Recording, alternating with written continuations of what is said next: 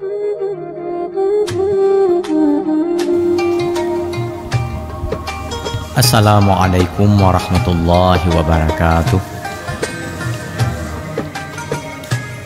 Alhamdulillahi rabbil alamin. Nahmaduhu wa nasta'inuhu wa nastaghfiruhu wa nastahdih. Asyhadu an la ilaha illallah wahdahu la syarikalah. Arsala rasulahu bil huda wa dinil haqq liyudhhirahu 'alad dini kullihi wa kafa billahi syahida. Wa asyhadu anna Muhammadan abduhu wa rasuluh arsalahu Allahu syahida wa mubasysyiran wa nadhira wa da'iyan ila Allah bi idnihi wa sirajan munira. Allahumma salli wa sallim ala sayyidina wa maulana Muhammad wa ala alihi wa ashabihi ajma'in. Mari sama-sama kita niatkan beriktikaf, memperpanjang iktikaf di dalam masjid mulia ini. Dan kita isi i'tikaf ini dengan kegiatan tafaqquh fiddin, dengan mengharapkan rahmat ridha dan hidayah Allah. Kita mulai pengajian tafaqquh fiddin dengan sama-sama membaca basmalah. Bismillahirrahmanirrahim. Guru-guru saya, orang tua saya yang saya hormati, bapak-bapak, ibu-ibu, hadirin dan hadirat yang berbahagia, alhamdulillah dianugerahi oleh Allah kemampuan untuk kita hari ini membuat pilihan terbaik untuk memulai hari ini dengan aktivitas yang terbaik pula.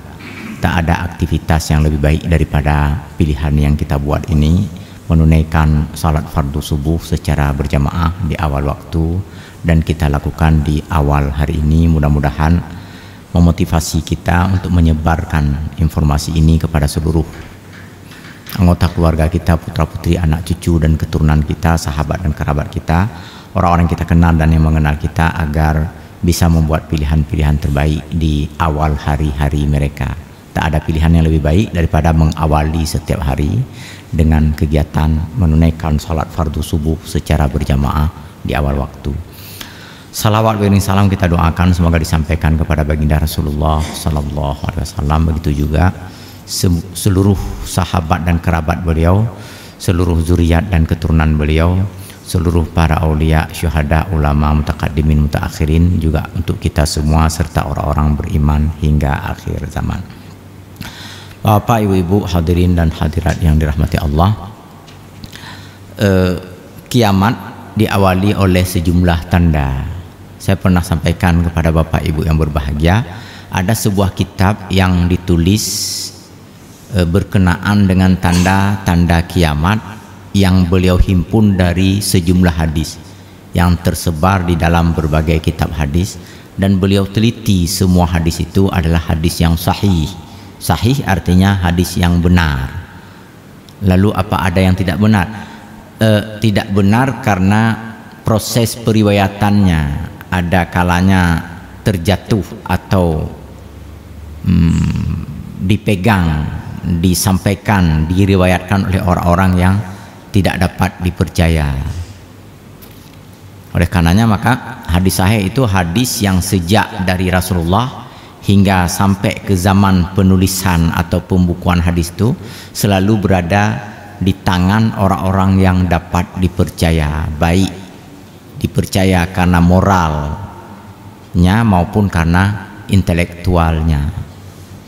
Jadi yang ditulis di dalam kitab ini adalah hadis-hadis yang dihimpun kembali oleh si penulis kitab ini dari berbagai kitab hadis yang beliau katakan bahwa hadis tersebut adalah hadis sahih, karena sebelum ditulis di dalam kitab itu hadis ini melalui jalur periwayatan dari satu orang ke orang lain, yang orang-orang yang ikut meriwayatkan hadis ini orang-orang yang terjaga moralnya dan juga uji intelektualnya. Penting dua hal ini. Moral penting karena kalau moralnya nggak bagus mungkin bisa dia selewengkan hadis, dia potong setengah atau dia sisip setengah. Dulu pernah hadis jatuh ke tangan para petani terong, dia tambah sedikit, al-bazinjan dawaun likulli da'in, terong itu obat bagi segala penyakit. Larislah terong dia itu. Ada juga jatuh kepada peternak ayam. Peternak ayam, dia banyak ayam besar-besar nih. Kalau ingat peternak ayam nih teringat kenyung kita. Tapi maksudnya dulu ayam-ayam jantan dipelihara. Ketika hadis ini jatuh ke tangan dia sisip sedikit di tengahnya. Dia bilang, dikul abiyadu khalili wa khalilu halili. Ayam jantan putih itu adalah sahabatku dan sahabat dari sahabatku lagi. Nah, jadi ketika jatuh hadis ini atau diriwayatkan hadis ini oleh para peternak ayam, dia sisip hadis yang ada kepentingan dengan dirinya. Di tengah umat Islam, dalam sejarah Islam, hiruk pikuk politik itu juga pernah terjadi. Nggak kayak di kita aja nih, ada 0102. Dulu ada juga yang begini dulu. Mungkin istilahnya nggak 0102, dengan istilah yang berbeda sedikit. Masing-masing dari pengikut aliran politik ini menyisip dan menyusupkan hadis di dalamnya untuk memberikan pembenaran seakan-akan kelompok dialah yang paling direstui oleh Rasulullah SAW. Jadi pakai hadis untuk merebut kursi ya, untuk mendapatkan jabatan waktu itu. Ini kalau moralnya nggak bagus atau intelektualnya nggak bagus. Intelektual maksudnya daya ingatnya, daya nalarnya. Didengar dari Rasulullah begini, yang teringat dia cuma sedikit aja gitu, ujung-ujungnya aja. Karena ujung-ujungnya aja yang teringat, lalu ditambah-tambah sedikit di awal biar agak panjang. Yang ditambah itu sesuatu yang nggak benar. Oleh karenanya maka sekali lagi hadis sahih ini penting. Hadis sahih ini hadis yang teruji kualitasnya. Dan cara pengujiannya itulah tadi 2 yang paling mendasar, walaupun ada sejumlah 5 lagi yang lain selain dari yang 2 ini. Tapi 2 ini, yang pertama terpenuhi standar moral, yang kedua standar intelektualnya. Nama penulis kitab ini Muhammad Al-Arifi, guru besar ilmu akidah dan perbandingan agama di Damaskus, Suriah, lalu kemudian pindah hijrah ke Arab Saudi. Kabarnya sekarang menetap di Arab Saudi. Ini buku baru atau kitab baru. Tapi saya nggak jual kitab, nanti jangan pula Ustaz juallah satu kitab ini, kitab baru. Nggak, saya nggak punya kitab ini, dikasih oleh salah seorang teman, dikasih pun dalam bentuk soft ini. Jadi dalam kitab ini beliau menghimpun lebih kurang 130 tanda kiamat dalam hadis yang bervariasi itu. Sebahagian di antara hadisnya dikutip dari kitab Sahih Bukhari, sebagian lagi Muslim, dan juga dalam beberapa kitab sunan. Kitab sunan maksudnya kitab sunan Abu Dawud, Ibnu Majah, Tirmizi, Nasai, dan juga dalam kitab Al-Mustadrak Al-Hakim. Jadi kita mulai. Yang pertama kata beliau, ada hadisnya bahwa tanda kiamat itu adalah diutusnya Nabi Muhammad SAW. Kenapa diutusnya Nabi Muhammad itu menjadi tanda sebagai hari kiamat? Analisisnya begini. Yang pertama ada hadis. Hadisnya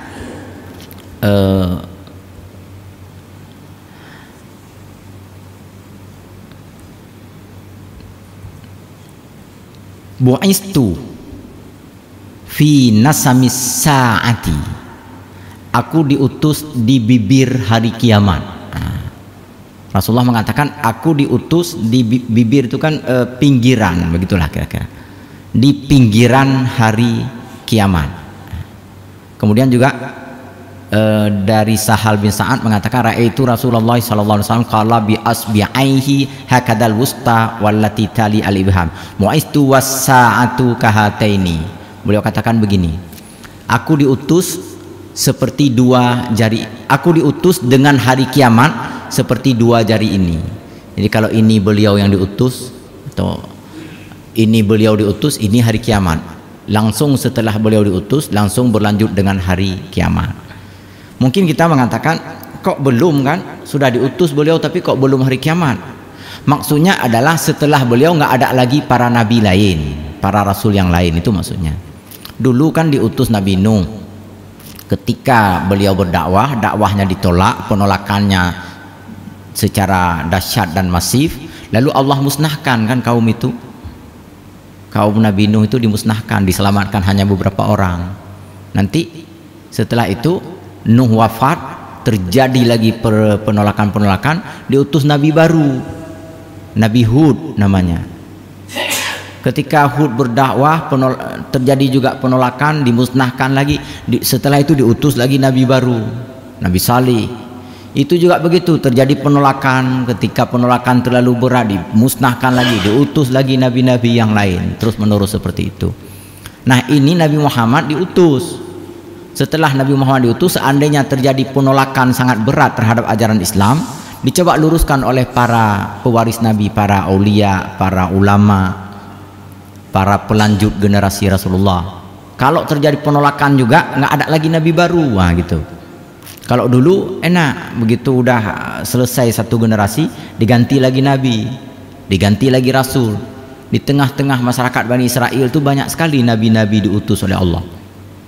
Jadi ketika Nabi Muhammad diutus, beliau adalah rasul akhir zaman, nabi akhir zaman. Seandainya syariat Islam nanti tidak lagi dilaksanakan, maka Allah tidak lagi mengirim nabi dan rasul yang baru, kecuali dimusnahkan semua isi alam semesta ini, karena memang tak perlu lagi diperpanjang kehidupan mereka di alam semesta. Itu analisis ulama ini. Saya nggak baca semuanya. Kemudian yang kedua, wafatnya beliau. Wafat beliau, dakwah ini, pembelajaran agama ini dilanjutkan oleh para sahabat, orang-orang dekat dengan beliau, murid-murid beliau. Ketika mereka wafat, mereka apa yang mereka lakukan dilanjutkan oleh generasi berikutnya, terus menerus seperti itu, sampai nanti suatu waktu tak ada lagi yang bersedia mengajak kepada kebajikan, dan tak ada lagi yang bersedia mendengarkan kebenaran dan kebajikan, maka itu berlanjut dengan hari kiamat. Yang ketiga, insyiqaqul qamar, terbelahnya bulan. Ini berdasarkan ayat Al-Quran, iqtarabatis sa'atu wa insyaqqal qamar. Hari kiamat itu sudah dekat, ketika atau bersamaan dengan terbelahnya bulan.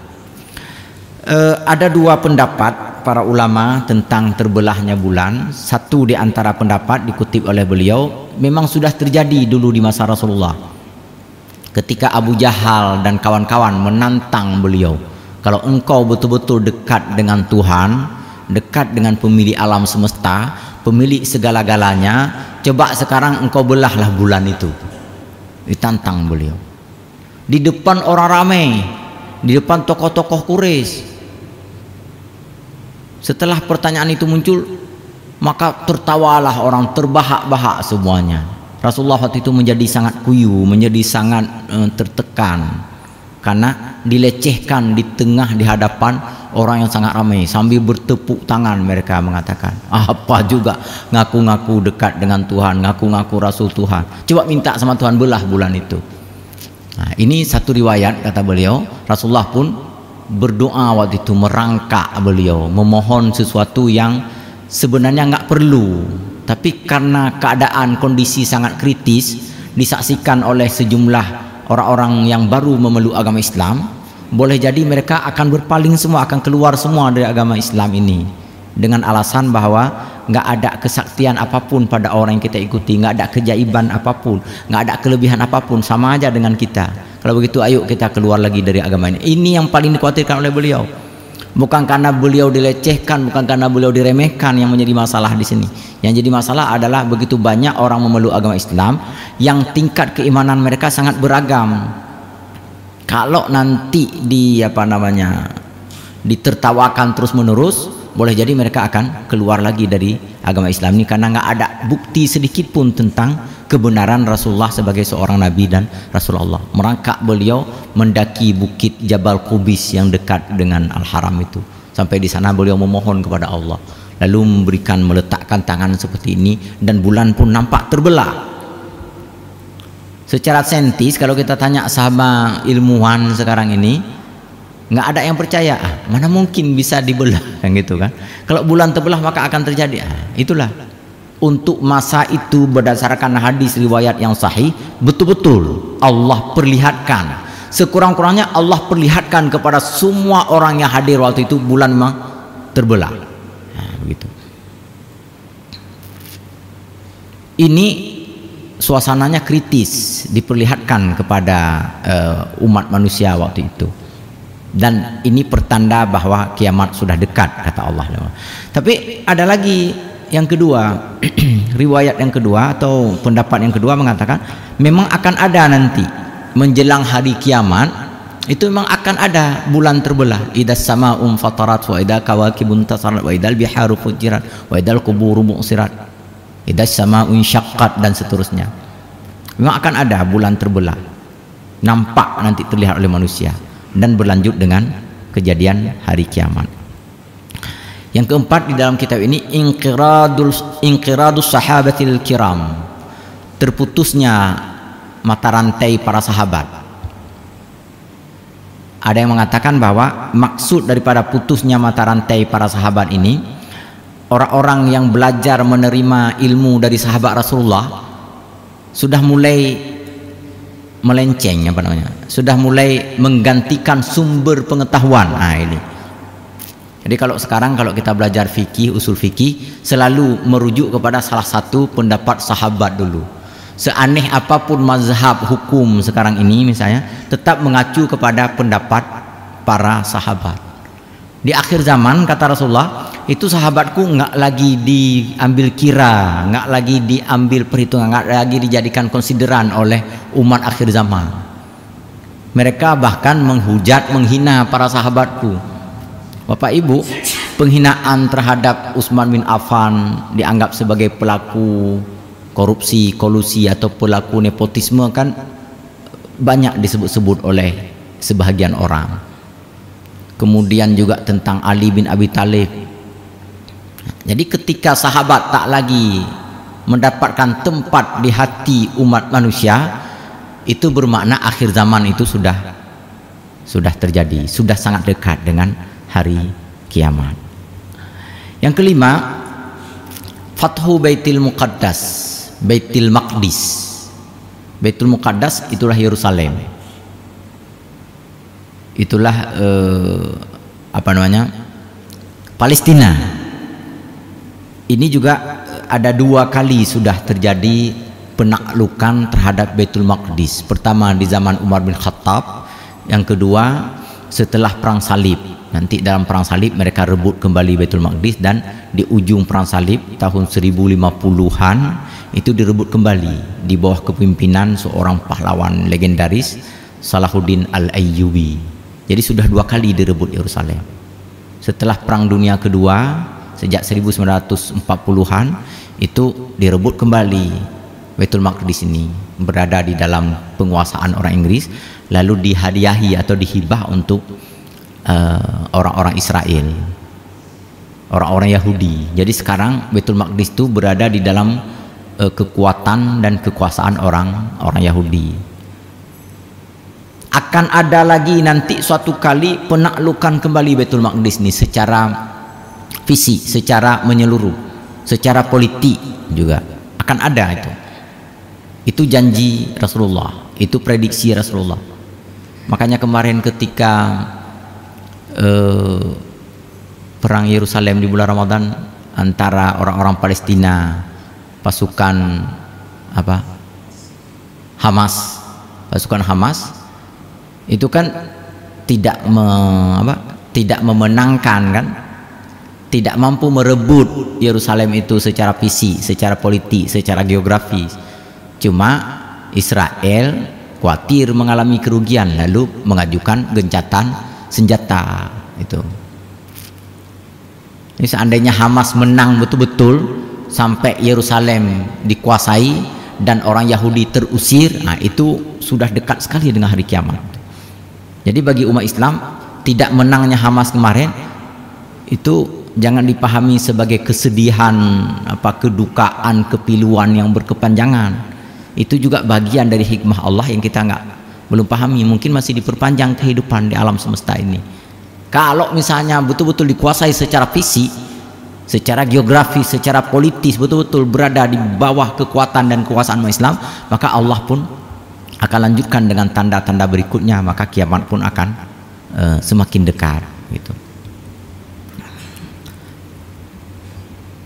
Kemudian yang keenam, mautanu kaquasil ghanam, terjadi kematian yang masif, sebentar-sebentar orang meninggal, ibarat kambing kena taun, ibarat kambing kena wabah. Jadi dalam hadis ini, dalam sebuah hadis Rasulullah mengatakan bahwa nanti di akhir zaman manusia akan mengalami kematian yang mendadak dan banyak, ibarat kambing yang kena wabah. Di zaman itu kambing sering kena wabah. Begitu mati satu, maka bisa jadi satu kandang itu mati bergelimpangan. Kaqa'asil ghanam, seperti kambing mati karena kena wabah. Saya nggak merinding aja bulu kuduk ketika mengingat-ingat COVID ini. Apakah ini yang dimaksudkan oleh Rasulullah atau bukan? Dan kita satu hal yang patut kita jaga dalam hal ini, nggak boleh kita simpulkan sendiri apa yang kita lihat ini. Misalnya begitu nampak ada kematian lalu kita katakan ini kayaknya, nggak bisa kita simpulkan. Kita berdoa, kita berharap semoga ini bukan, ini hanya sekedar ujian dari serentetan ujian-ujian lain atau cobaan-cobaan Allah yang lain, supaya ya kita memperkuat iman dan sekaligus memperkuat imun, kan? Bapak Ibu, ada hikmahnya. Saya merasakan betul bahwa sebelum ini itu jalan Pango kita ini, jalan Pango Lampineng itu hampir tidak ada tidur di situ, nggak ada malam di situ sepanjang hari, kan, sepanjang malam. Kemudian di beberapa tempat lain, Punge juga begitu, Punge, Ulele itu hampir seperti nggak ada malam. Kita pergi ke situ jam 2 malam, kita kira masih maghrib gitu. Dulu pernah dibuat di Punge itu. Saya dulu pernah mengisi pengajian di Punge, pernah dibuat semacam kanun resam gampung untuk menutupi kedai-kedai kopi itu mulai pukul 11 malam.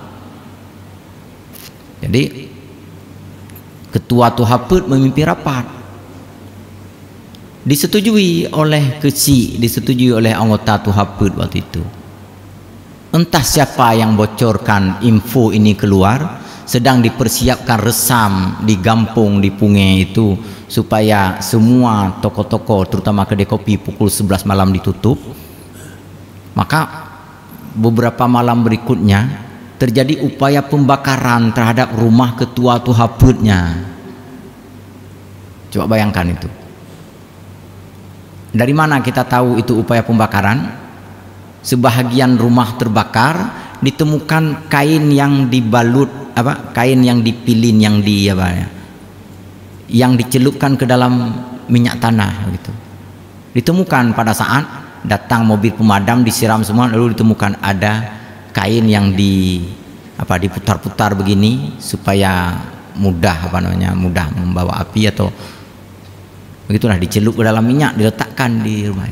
Ini kan upaya pembakaran. Ini contoh. Begitu takutnya mereka kalau kita tertibkan kehidupan malam ini, begitu kan. Bapak Ibu berbahagia, apa yang kita pahami di sini? Yang kita pahami adalah ketika orang-orang tidak tidur malam, kan nggak ada ibadah dia pada malam hari, dan yang kita khawatirkan nggak sanggup bangun subuh, kan. Setelah nggak sanggup bangun subuh, anak-anak muda kan nggak sanggup lagi ikut kuliah, kan, nggak sanggup lagi belajar. Maka jadilah anak-anak muda yang lemah fisiknya, lemah mentalnya, lemah intelektualnya. Ngajar kita pagi, capek kita jelaskan, dia ngantuk, mana paham, kan. Yang teringat sama dia tadi malam Neymar membawa bola Messi, itu yang paling dia ingat. Yang kita jelaskan yang di kampus misalnya atau di sekolah nggak dia tangkap sedikit pun. Maka ada hikmah kadang-kadang kalau kita pikirkan dari sisi ini. Hikmahnya sekarang tadi malam saya pulang pukul 10 dari Lumbata, dari tempat saudara, dari tempat family. Jadi begitu melintasi jalan Pango itu sepi semuanya. Alhamdulillah semua orang udah tidur, kan. Cuma dari sisi lain ya tentu saja ada kerugiannya.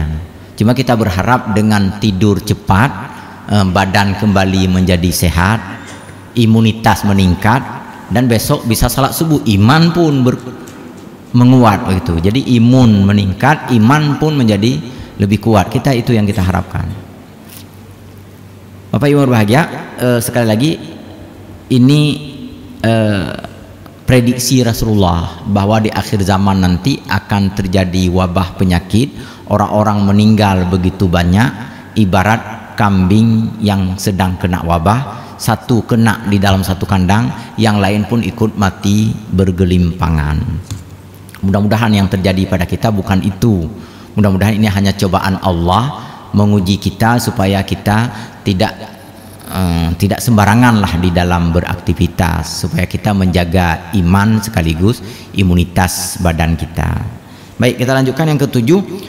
Kasratu duhuril fitan bi anwa'iha, banyak fitnah merajalela sehingga susah dipegang mana yang benar mana yang salah. Bahkan boleh jadi yang salah diklaim sebagai benar dan yang benar diklaim sebagai sesuatu yang salah.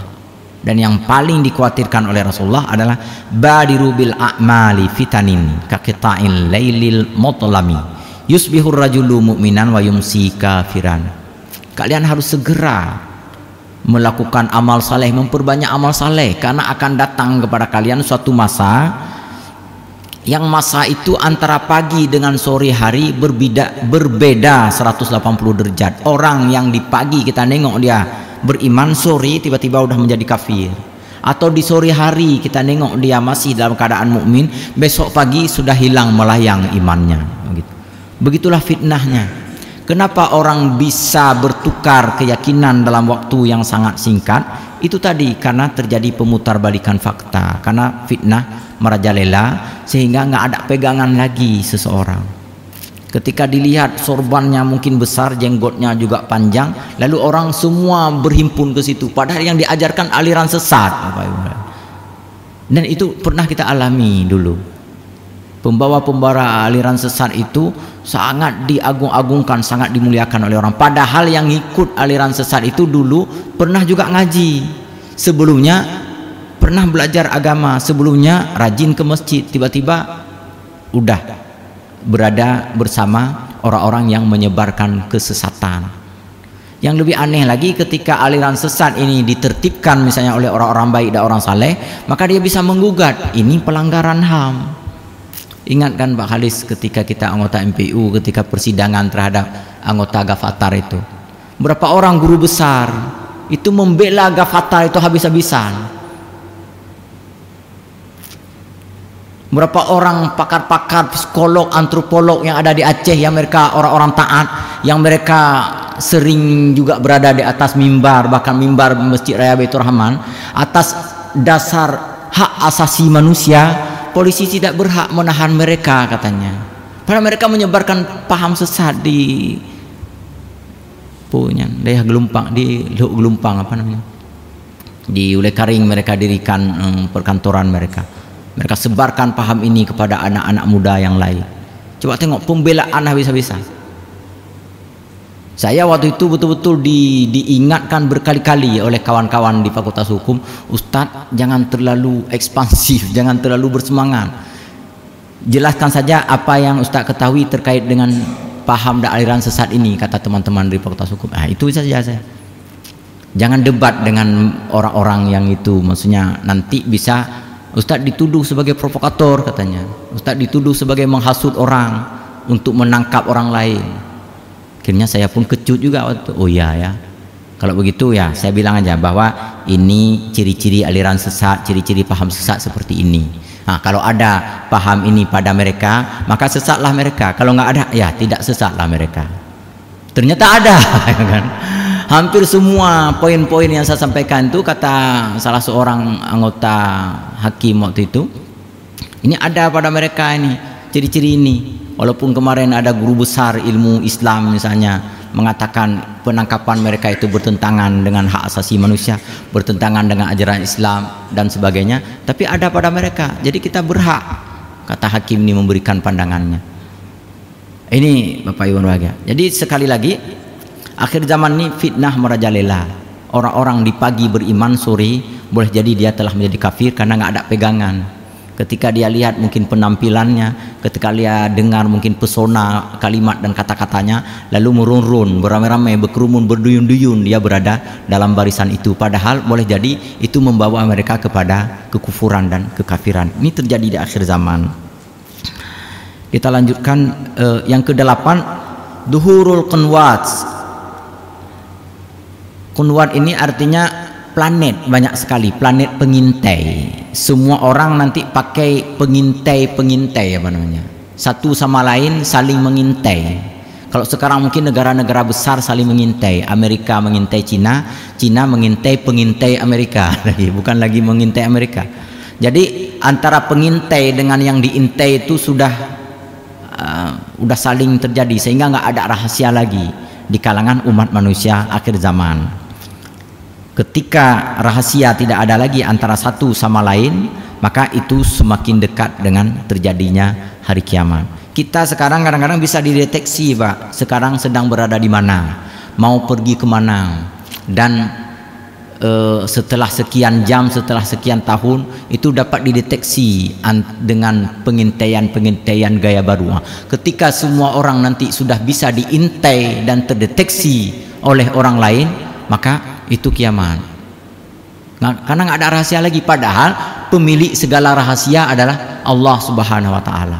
Apalagi kalau sempat dideteksi apa yang ada di dalam hati kita, kemauan-kemauan kita, keinginan-keinginan kita, boleh jadi bisa dideteksi suatu waktu nanti. Maka itulah tidak perlu lagi kehidupan di alam semesta ini. Mestinya yang tahu isi hati manusia hanya Allah Subhanahu wa Ta'ala. Yang tahu rencana-rencana dan keinginan-keinginan manusia hanya Allah Subhanahu wa Ta'ala. Ketika ada manusia lain bisa mendeteksi apa kemauan dan keinginan kita, maka itu nggak perlu dipertahankan lagi kehidupan di alam semesta ini. Jadi makin cerdas orang bukan makin baik nanti kan, makin bobrok kehidupan di alam semesta. Maka terjadilah hari kiamat. Kemudian juga terjadi peperangan yang merajalela antara satu sama lain. Kemudian munculnya kaum Khawarij lagi. Jadi dulu sudah ada kaum Khawarij. Khawarij ini kaum yang dulu dalam sebuah peperangan antara pasukan Ali dengan pasukan Muawiyah, ada orang yang tidak puas dengan keputusan-keputusan yang diambil oleh Sayyidina Ali, lalu keluar dari kelompok Imam Ali, membuat kelompok sendiri. Khawarij artinya keluar dari kelompok, dari kepemimpinan Ali, membuat kelompok sendiri, dan kelompok mereka sangat radikal, sangat keras. Lalu menuduh Imam Ali telah kafir. Mereka melakukan persiapan membunuh Ali, dan terbunuh Ali waktu itu. Kemudian membuat persiapan hendak membunuh Muawiyah, membunuh lagi beberapa ulama lain yang dilihat agak moderat, yang dilihat agak akomodatif dengan penguasa, dengan pemerintah. Mereka pun bersemangat sekali seperti itu. Jadi ini juga pertanda akan dekatnya dengan hari kiamat. Dan yang ke-11 yang kita bahas hari ini sudah pukul 6.20 menit. Khuruju ad'iya'in nubuwati dajjalin al-kadzabina, muncul nabi-nabi palsu. Jadi kalau tadi kita sebutkan fitnah yang merajalela, pembawa ajaran, pembawa paham, menimbulkan pesona-pesona yang dapat menghipnotis, yang dapat mempengaruhi orang lain. Pembawa paham dan aliran itu tidak mengaku sebagai nabi dan rasul. Mereka mengaku sebagai wali Allah, mengaku sebagai murid ini, mengaku sebagai sang guru, mengaku sebagai syekh. Tapi yang lebih parah lagi, fenomena akhir zaman nanti ada orang mengaku nabi. Nah, ini yang lebih parah lagi. Dia dapat wahyu entah di Gunung Merapi katanya, dapat wangsit lalu mengajarkan orang, lalu melantik sejumlah orang sebagai prajurit-prajurit, para pejuang bersama dia. Ini semakin banyak nabi palsu yang muncul, maka semakin dekat dengan hari kiamat. Penulis kitab ini merangkum ada sekitar 10 orang nabi palsu yang sangat besar pengaruhnya di dunia ini ya. Ke 10-10-nya udah mati, 10-10-nya udah mulai redup pengaruhnya di muka bumi, dan akan muncul lagi mungkin belasan. yang kita baca di sini ke-10-nya tidak ada satupun dari Indonesia. Padahal di Indonesia itu termasuk negeri paling makmur, paling subur kelahiran nabi palsu. Jadi kalau dalam kitab ini disebut 10, kalau kita lacak di Indonesia ini lebih 20. Udah 20 kali orang-orang mengaku sebagai nabi palsu di negeri kita ini. Yang terbanyak memang di pusatnya di Pulau Jawa. Yang terakhir kan ada Lia Aminuddin, orang perempuan. Dulu kerjanya perangkai bunga, penjual bunga. Waktu waktu awal reformasi kan ada konflik ada kerusuhan, bunganya itu banyak sekali yang rusak, yang terbakar, tokonya juga terbakar. Dia stres. Dalam stres itu katanya dia mendapatkan wangsit, mengaku menjadi nabi, dapat wahyu dari malaikat Jibril. Segera ditahan oleh pihak kepolisian waktu itu, diadukan ke pengadilan, lalu dimasukkan ke tahanan. 2 tahun dia dalam tahanan. Keluar dari situ dia bilang dia sudah naik derajatnya menjadi malaikat Jibril. Anaknya diangkat sebagai nabi ya. Dalam keluarga dia udah 2 orang mengaku sebagai nabi. Anaknya Abdurrahman namanya. Jadilah Abdurrahman, Nabi Abdurrahman.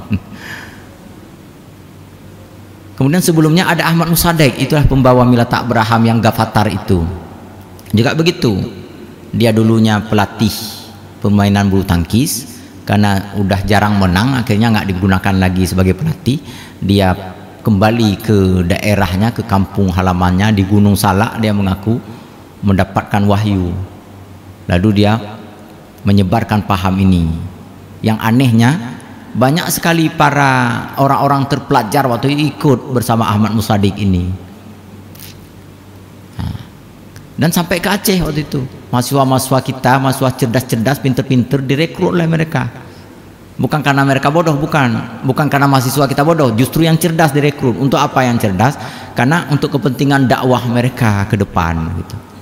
Dan beberapa lagi yang lain yang tidak mungkin, yang saya tidak ingat juga namanya satu persatu.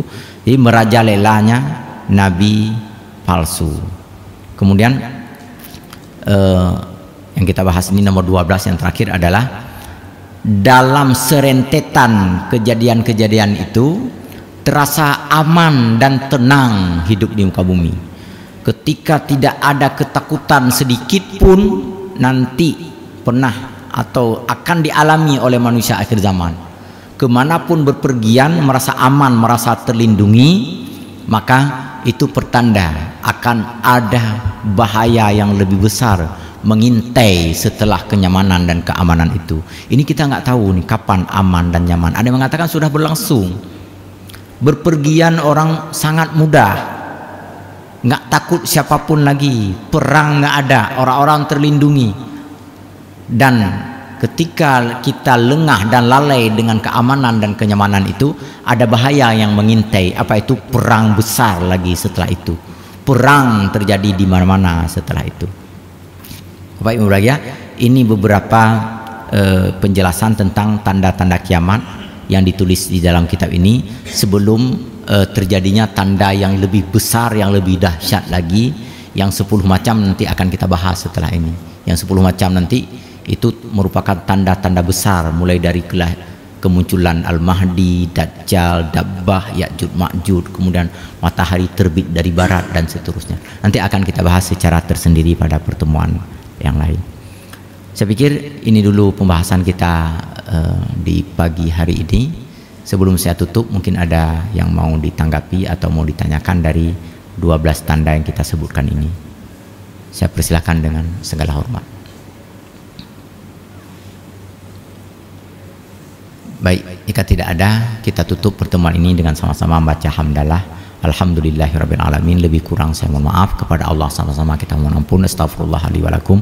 Wassalamualaikum warahmatullahi wabarakatuh.